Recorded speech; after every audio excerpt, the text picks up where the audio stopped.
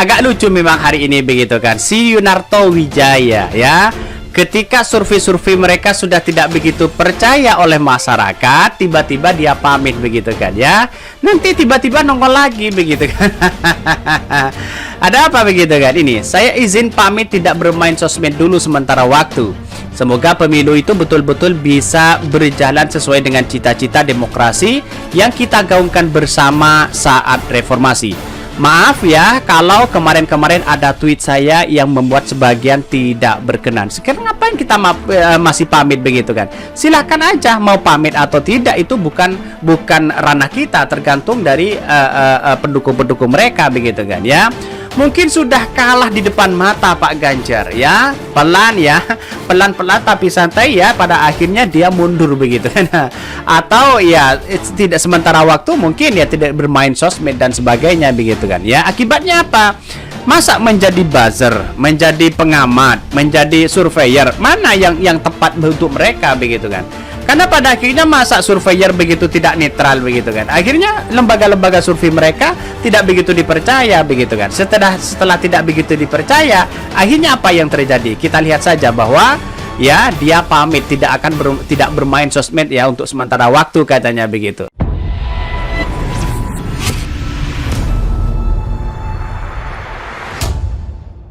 Tanda-tanda terseok atau tanda-tanda kekalahan ya. Tiba-tiba saja pemirsa, tukang survei pendukung Ganjar Pranowo si Yunarto tiba-tiba pamit dari medsos. Kayaknya udah tahu ya jagoannya bakal kalah atau dimarahin juragan. Ya, coba bayangkan pemirsa, di dalam satu pertemuan atau pertarungan pilpres yang semakin genting ini, orang-orang yang mendukungnya dengan sekuat tenaga tiba-tiba pamit ya. Apalagi ini pasukan-pasukan yang saya kira juga diharapkan menjadi frontline garis depan dalam merusak reputasi atau seperti apa begitu, tiba-tiba mundur. Ini sudah barang tentu ya, ada hal yang sangat penting terjadi di internal Ganjar & Co ya. Kenapa sampai mundur? Ya, kecuali kalau misalnya sakit ya atau karena apa. Tapi kalau mundur tidak ada penjelasannya, ya biasanya pertama mungkin dapat tekanan untuk mundur karena langkah-langkah yang dilakukan itu bikin kacau situasi, malah tidak membuat bagus Ganjar atau malah mendowngrade Ganjar ya. Yang kedua mungkin karena kehendaknya sendiri ya, tahu bahwa jagoannya bakal kalah atau ibaratnya kapal yang ditumpanginya mau tenggelam begitu, ya udah ampeng-ampeng barangkali ya ada sekoci yang lewat, dia akan terjun masuk ke sekoci itu dan tinggalkan kapal yang mau tenggelam. Ya memang berat sekali situasi yang dihadapi oleh PDIP saat ini ya. Dia harus memoles Ganjar dalam apa ya, brand yang bisa diterima oleh publik ya. Gaya merakyat Ganjar tampaknya susah sekali karena rekam jejaknya yang sebetulnya memang tidak bersih amat ya. Kalau merakyat itu kan setidaknya orang melihat lah ya, dia mendukung rakyatnya itu nyata. Tetapi ketika rakyat konflik kepentingan misalnya dengan pengusaha, dengan oligarki, kemudian Ganjar memberikan green light, lampu hijau ya supaya itu tetap jalan, dan rakyat yang dikalahkan, bahkan satu desa hanya untuk mengukur tanah saja ya perlu diturunkan ratusan polisi misalnya untuk mengawal pengukuran tanah itu. Wah, ini kan intimidasi yang luar biasa. Terus pro rakyat kecilnya itu di mana? Ya kan susah. Dan ini bukan kasus tunggal, ada kasus yang lain dan lain-lainnya lagi. Sehingga citra Ganjar itu walaupun katanya mau dipoles, setiap kampanye akan tidur di rumah rakyat gitu, tetap saja ya esensinya itu nggak ada artinya apa-apa yang seperti itu karena kasus-kasus yang memang terjadi. Yang kedua, ini sudah muncul lagi pemirsa, apa itu ya, persoalnya PKTP kembali diungkap di hadapan publik ya. Ini kan ngerinya itu pemirsa, ketika mungkin ya rombongan Ganjar atau pasukannya Ganjar itu menyerang Gibran kah atau Prabowo Subianto, kemudian mereka lapor sama bapaknya, Pak aku diserang terus ya Pak, bisa nggak KPK itu misalnya bongkar kembali kasus EKTP. Nah, KPK dalam situasi yang tidak baik-baik saja ya kan, untuk cari muka, saya kira kalau sidang sampai dibuka kembali, kemudian Ganjar Pranowo dipanggil ke KPK untuk diminta keterangan lagi gitu kan, ya, dikonfrontir katakanlah dengan Nasaruddin, loh kan KO. Nah, tidak tahu persisnya seperti apa pemirsa, tetapi apakah ada keterangan, apakah ada alasan karena kepentingan Yunarto Wijaya sendiri, atau karena tekanan dari bosnya yang sewa atau yang apa, ini jelas menandakan ya mungkin memang PDIP itu bakal segera rungkat ya. Kalimatnya agak ternyuh pemirsa.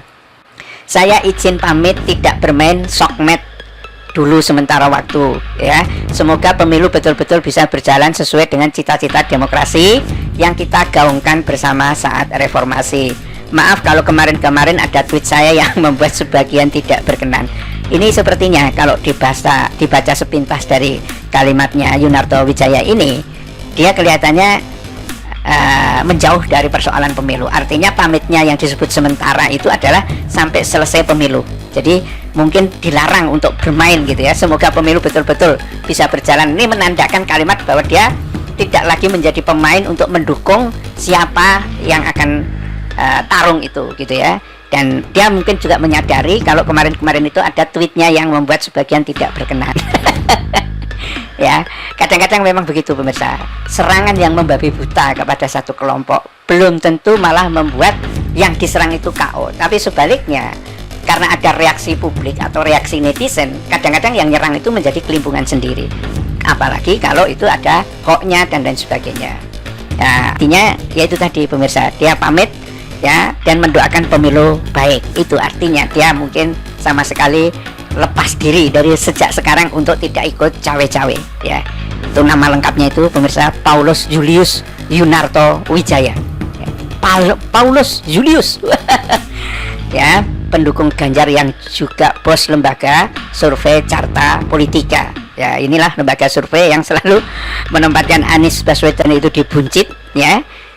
Memenangkan Ahok tempo hari, tapi akhirnya yang menangkan Anies Baswedan, dan tiba-tiba pamit undur diri dari medsos. Dan pernyataan Yunarto ini sontak menimbulkan ragam komentar dan tanda tanya, ada apa gitu kan. Ya saya kira selalu ada lah apa-apanya itu, karena bagaimanapun justru saat-saat sekarang ini yang disebut sebagai lembaga survei, yang disebut sebagai pengamat adalah jasa yang sangat dibutuhkan oleh pasangan capres dan capres atau tim pemenangan manapun ya. Dan itu biasanya kebiasaan kultur, nilai-nilainya yang agak bersama gitu ya, mereka bergabung ya. Pada saat antara Ganjar Pranowo dengan Jokowi ini masih satu kubu, atau kubu PDIP Istana ini satu kubu, mereka nyerang habis itu Anies Baswedan ya, koalisi perubahan lah ya. Nah sekarang ini situasinya betul-betul berbalik pemirsa ya. PDIP juga tidak lagi menyerang Anies Baswedan ya. Koalisi Indonesia Maju juga nggak nyerang Anies Baswedan. Nah, Koalisi Indonesia Maju dan PDIP inilah yang saling serang ya. Hampir semua isu mereka tabrakan sekarang. Jadi sudah istilahnya itu dalam bahasa apa namanya lamanya itu ya, lali purwoduk sino ya, lali asal mulanya. Nah, kalau dalam bahasa yang dibuat oleh Puan Maharani itu kawan lama jadi musuh baru ya sekarang ini ya. Jokowi, Gibran, Kaisang ya kan, koalisi istana dan lain sebagainya ini menjadi musuh baru, dan bahkan musuh baru ini bisa jadi mengalahkan mereka ya. Kalau dari survei polling IRC sebetulnya tipis-tipis tuh bedanya, yang satu dapat 10%, yang satu dapat 7%. Tetapi kalau tiga capres ini, dan ini sudah ditetapkan oleh KPU ya, tanding ya, yang agak malu nantinya itu adalah kalah di putaran pertama. Kalau Anies ya insya Allah melenggang lah 83% ya kan, jauh banget dibanding dengan yang lain-lain itu ya.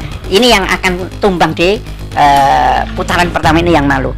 Dan analisis itu mengatakan begini pemirsa, ini kelihatannya seperti Pandana Baban juga mengatakan ya, kalau sampai misalnya grupnya Jokowi atau koalisi Indonesia Maju itu kalah duluan, apakah mereka akan kembali ke PDIP? Ya, tampaknya enggak. Situasinya ini sama seperti mirip-mirip atau sama seperti Partai Demokrat ya, sudah kepalang basah ya nyebur sekalian ya. Bisa jadi malah mereka itu pro Anies. Sama ya, kalau misalnya PDIP ini yang tumbang duluan, mereka juga kelihatannya tidak mendukung koalisi istana. Paling tidak dia akan memberikan informasi kepada Anies Baswedan ya, yang peluang menangnya jauh lebih tinggi. Jadi siapapun yang kalah atau siapapun yang menang bagi dua ini, kemungkinan yang kalah itu akan mendukung Anies Baswedan.